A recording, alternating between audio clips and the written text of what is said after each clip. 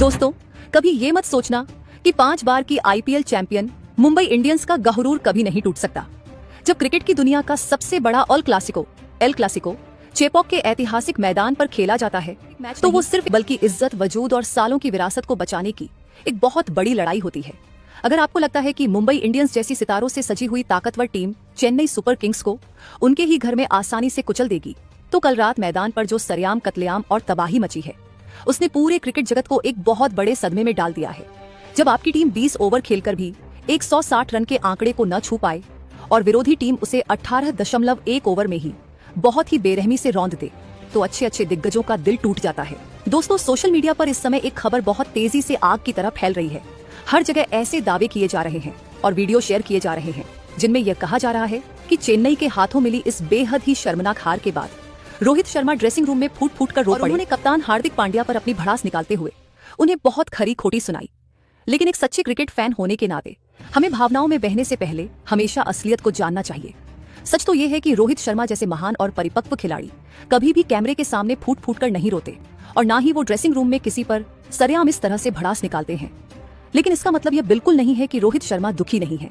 मैदान पर उनका झुका हुआ सिर, उनके चेहरे की वो गहरी निराशा, बाउंड्री लाइन पर खड़े होकर उनकी वो बेबसी और मैच के बाद की वो भयानक खामोशी किसी या भड़ास निकालने से कम नहीं थी। रोहित के दिल में जो दर्द है वो आज हर एक मुंबई इंडियंस का फैन महसूस कर रहा है। दोस्तों, इस पूरी कहानी, इस भयंकर दर्द और उस खौफनाक हार के पीछे की असली वजहों को समझने के लिए आपको उस मैच के दबाव को महसूस करना होगा।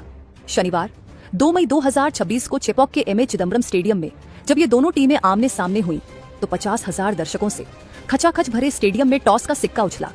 मुंबई इंडियंस के कप्तान हार्दिक पांड्या ने टॉस जीता और एक बहुत ही कड़ा फैसला लेते हुए पहले बल्लेबाजी करने का निर्णय लिया।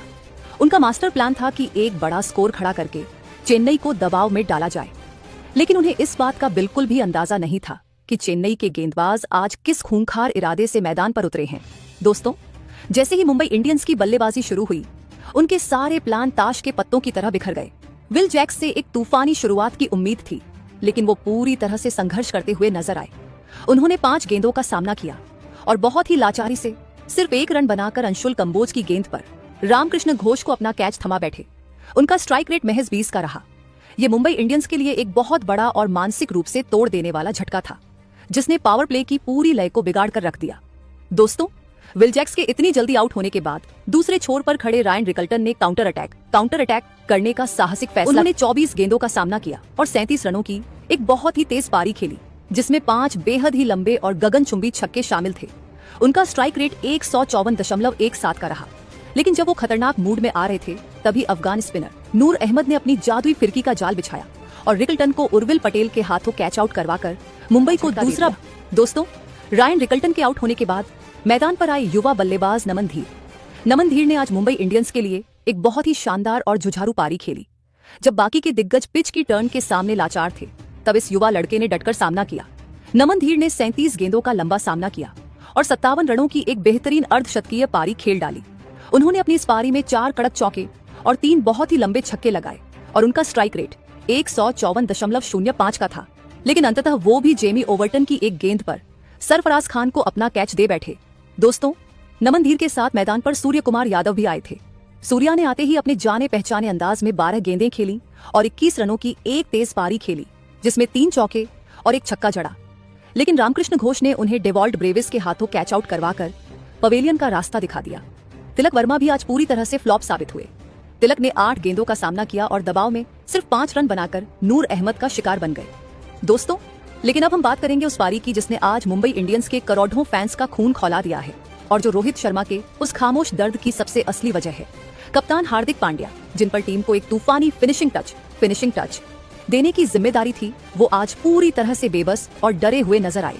टीवी क्रिकेट के इस युग में जहां बल्लेबाज 200 के स्ट्राइक रेट से खेलते हैं, वहां हार्दिक ने 23 गेंदों का एक बहुत ही लंबा सामना किया और उनके बल्ले से सिर्फ 18 रन ही निकल सके। दोस्तों, हार्दिक पांड्या की इस बेहद ही धीमी बल्लेबाजी ने मुंबई के स्कोर बोर्ड को पूरी तरह से अपाहिज बना दिया। उनका स्ट्राइक रेट महज 78.26 का रहा। जब आपके सामने अंशुल कंबोज और नूर अहमद जैसे गेंदबाज हों, तो एक कप्तान के तौर पर आपको आगे बढ़कर प्रहार करना होता है। लेकिन हार्दिक क्रीज पर सिंगल लेने के लिए भी तरस रहे थे। आखिरकार अंश आउट किया। जब कप्तान खुद इस तरह से टुक टुक करके खेलता है तो डगआउट में बैठे बाकी खिलाड़ियों का भी मनोबल टूट जाता है। हार्दिक पांड्या की उस बेहद धीमी बल्लेबाजी की वजह से मुंबई इंडियंस की ताकतवर टीम अपने 20 ओवरों में 7 विकेट के नुकसान पर सिर्फ 159 रन ही बना सकी। चेपॉक की पिच पर 159 रन एक बहुत ही मामूली और साधारण स्कोर था, जिसने मुंबई की आक्रामकता को खत्म कर दिया। दोस्तों, 160 रनों का लक्ष्य हासिल करना चेन्नई जैसी टीम के लिए अपने